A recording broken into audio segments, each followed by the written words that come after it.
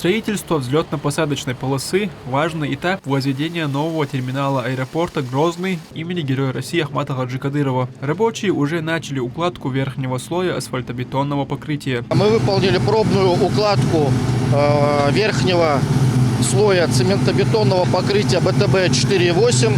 Сегодня планово, масштабно приступили к укладке.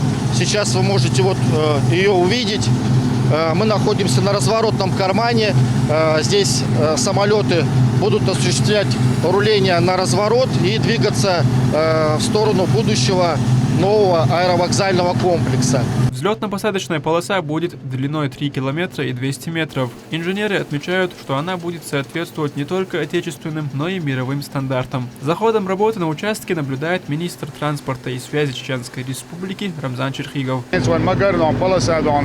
Конечно, асфальт более метра бетонный вечный полоса وأحمد عجيد الغاز وطوبلسن بيرت كدونا تانا ونقشدي الشلاش دال مولعة والسروق وين حيلو السروق دال مولع الايربورت دونا كيتشنا وتن دال مولع والغلغن دالو. Для укладки асфальтобетонного покрытия задействована специальная техника. На участке трудятся более 30 человек. Рабочий процесс хоть и автоматизирован, однако требует постоянного контроля, отмечают на объекте. Погружают бетонную смесь, оператор вместе с экскаватором распределяет, чтобы было равномерно перед укладчиком смесь. Непосредственно укладчик идет, вибрирует, частоту вибрации настраивает тоже оператор. Боковые операторы следят за палубками, за слоем.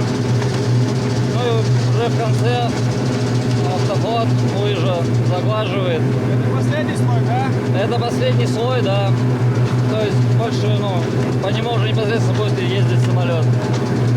Там дальше машина по уходу за бетоном наносит текстуру, чтобы было сцепление шасси с поверхностью.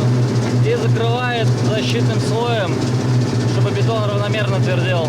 Строительство нового терминала международного аэропорта Грозный началось в прошлом году. Здание общей площадью 12 500 квадратных метров построят в форме полумесяца. 4 современных терминальных порта, оборудованных парными телескопическими трапами, смогут одновременно обслуживать до 12 самолетов. Это обеспечит ежегодный пассажиропоток нового терминала до 1,5 миллиона человек в год. Абдулла Батаев, Имам Юсупов, Турпол Алханов. Неделя.